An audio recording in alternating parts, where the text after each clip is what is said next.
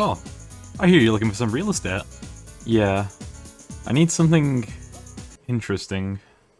Okay, well, let me make some calls and I'll see what I can do for you. This one's pretty open, the sun tends to shine. I'd say it's a pretty nice place. It is, but it's pretty imposing. Right. This one's pretty hot, the locals are friendly. I think it would make a nice vacation home.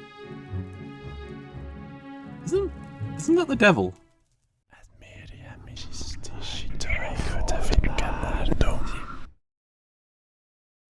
Uh-huh. This one is pretty bland. But, I mean, it's spacious.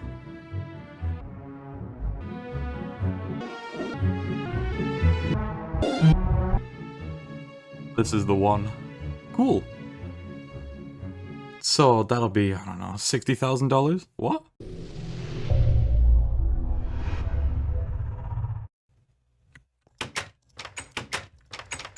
Hello, welcome to episode 38 of KreamGetsStuff. Today we're gonna expand our empire to new dimensions. What? This is the end. Oh god. Help. Help me. We haven't really done much, if anything, here since 1.0. The doors from all that time ago are still here even. Using the leftover resources from that failed mob farm, we're gonna make an Enderman farm. If you hadn't already guessed that from the title of the video. I also want to do a few things before that. So, let's go. Also, we are in 1.6.3-1, which means we skipped a bunch of versions. And you know what that entails.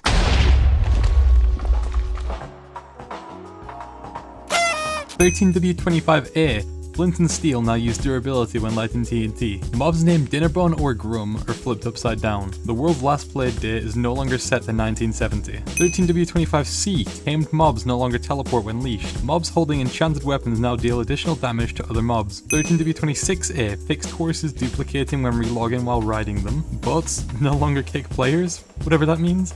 And the client doesn't desync when mounting entities underwater. 1.6. Leads now work correctly if you have less than 2 of them. Strength potions have been buffed. You can hit mobs while riding a horse, and tamed wolf health is no longer depleted upon loading the world. 1.6.1. Zombie pigmen no longer burn in daylight. Mobs in water make less sounds, and compasses and item frames no longer move with the player. 1.6.2.3. Hay blocks can now be crafted back into wheat. Dispensed minecarts now maintain their name. Signs interact properly with water, and clocks work in item frames when reloading the world. Horses no longer easily take suffocation damage. Trap chests are now visually different from regular chests when placed in item frames. Taking damage from the dragon no longer closes GUIs. And finally, 1.6.3-1. This one is important. Bounding boxes now save with the world. To be saved to the world file, the player must load these structures within the game manually. After this is complete, the structures will be compatible with all future versions starting from this one. They're also stored in structure files which generate with the respective structure when they're loaded. These files are named structure.dat and they are discontinued in future versions. Also, for some reason, villages don't generate. This is fixed in the next version, but it isn't really a concern since we don't need any right now. Okay, back to the world. So, I think the first thing that we should do now is tally up all the structures. Huh. Well, that's something you don't see every day. Wither Fortress 1. Wither Fortress number 2. You're wondering why I'm not loading Project Blaze. It's because I don't want to deal with Wither skeletons over there while I'm farming. Stronghold. Did the portal regenerate? The Wool Pyramid. Witch Hut number 1 and Witch Hut number 2. Some of these aren't really necessary to load. We only really need like the fortresses, and especially these witch huts. I might actually make some quick tests to ensure that they're actually working. But we get all the files, you know, and they're for these minor discontinued features, which, you know, even if they are small, they're still discontinued features all the same. Another reason I came here was to grab the name tags that I have, and that's for the next thing we're going to be doing. But also, we're going to update to 1.6.4, which is going to be our new permanent version for a while. A funny name. Discontinued features. Sounds pretty groovy, actually. Anyway, next up on the list is the wool-headed mob. We have a total of 4 of those waiting in unloaded chunks, as far as I know, and I'd like to be able to name them and bring them back just to have the utility of the quartz line back. I don't want to be exploring that while they're still technically in unloaded chunks and they can get unloaded. So one step towards that is name tagging them so they don't despawn, and then probably transferring them to the museum. Now you may notice I have 3 name tags, and that's because I'm going to dupe these and get 1 more. just because I don't really want to spend like a couple hours looking around for name tags and new chunks that I don't really want to generate just for the sake of a discontinued feature. Like I've said before, I think duping in regards to discontinued features is pretty okay. I mean, I've done it before anyway, so. First things first, here's the display we're going to be using. Okay, I have made a backup. We're doing good. I don't know which one this is. That's the second portal. I don't know how this is going to go, so let's just pray. That's not great. I'm going to try that again. Oh, you want to go through, bud? He has a knockback sword. You've gone through, that's good. Please go through the portal. Yes! Okay. That's step one. Okay, we got them. There's another one. What is going on? Milson, Herman, come here. Ryan! I'm gonna have to hit a Pigman to get this to follow me, aren't I? Yep. Oh, that was a bad plan. Oh, shit. I didn't think this through. Oh, this is the most stressful thing I've ever done, dude. They got up! My armor's breaking. Oh, fuck.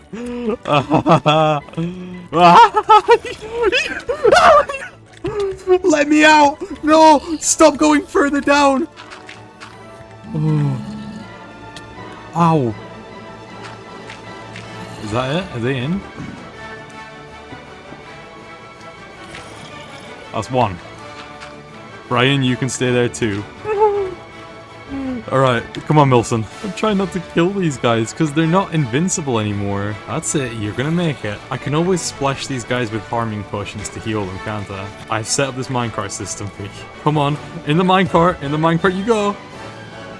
Yes, there's Milson. I'm gonna go set up a little thing to get you to the museum, and I'll be back. I'm gonna follow behind you, Milson, and hopefully you're not gonna die somehow. Yes, please?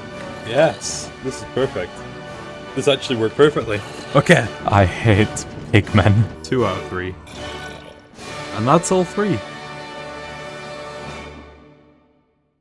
Well, now it's time to go get the other one. Ah, there you are. Welcome to the world, Greg. Okay, we're back up and ready to go. No. Oh, okay.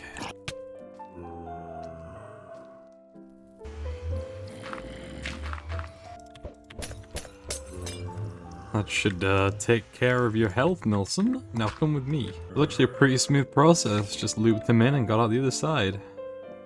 I have to do that 3 more times. Well, I'm bruised, battered, beaten, and bleeding. But at least we got the mobs. Ah, you're never leaving these cages. So I want to cover the creation of a few extra tools that I want, now that we've done with the wool-headed mobs. Namely, some silk touch shears, because on stream we broke the first pair that I made, and a flint and steel that will last me, considering they actually take durability from light and TNT now, and if we if we check the statistics and we scroll down, you know, there's a lot of TNT. Anyway, you know, I don't really need to make them because I have iron in en masse, but you know, it's just a bit of fun. And for content, Great Fire, London, 1666. Smooth operator. Smooth. Oh, I'm out of levels. Smooth criminal. Smooth jazz. Smooth sailing. Smooth move. And smoothie. Oh my god, my voice cracked. You know, when you think about it, smooth is also quite a funny sounding word. Finally, we're on to the Enderman farm. Now, I've been gathering resources for this. You know, I've had a lot of them on hand from the old mob farm, but there was a lot that I still needed to get, like the wool especially. This stockpile of clay that I had is coming in really handy. But I don't think it's going to last too long. The design we're building is pretty much the exact same as the old mob farm that we're going to do, just stacked in a different way. And it's also higher to account for the Enderman's height. I'm also using a lot of clay here because I think it would look really nice. Plus, it beats gathering quartz any day. Anyway, there isn't really much reason to keep talking. So, without any further delay, let's get this build done. Oh no, not again! We need to go down to here. Okay. Okay. Okay, this is it. This is fine. I've made a strategy to get this. I've planned something out to get this down here. We place a trapdoor. We crouch and place a stone block. Yes. Oh, okay. No, place the slab wrong. If you're curious about the next episode, it's in progress. I have a lot of designing to do for my latest project, and this does kind of come into that. I wasn't making this for XP at first, but after thinking about it, it's probably going to be the fastest XP farm until at least 1.8 with Guardians. Plus, Ender Pearls are really useful. They make for great travel tools for a long time to come, and realistically I should have made this farm literally years ago. This next project also links into that idea of being able to travel faster, along with other aspects of it, and I think it should be pretty interesting. Anyway, I'll shut up now. Enjoy the time lapse.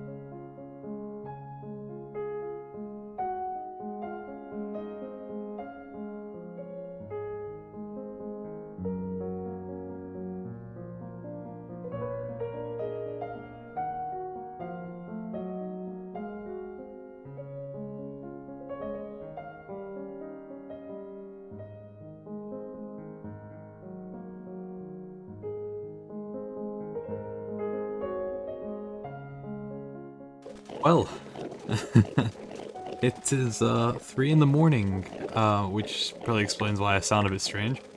And this is finally done. So, we have the Enderman, we have chests, this enchanting setup, because being real, this is probably the best source of XP in my world, far better than Project Blaze. I have this glass pane with sharpness 5 from B49A, and we have all these effects. Now these all have different benefits, so speed lets me run faster, obviously. Haste lets me hit faster, which means I can kill more Endermen. Strength 2 is what I need to kill these in one hit from the drop that I've set up, which I think is 34, 35 blocks, something like that. Regeneration, obviously, if my hunger drops, I stay alive, and resistance is just for the added effect of resistance.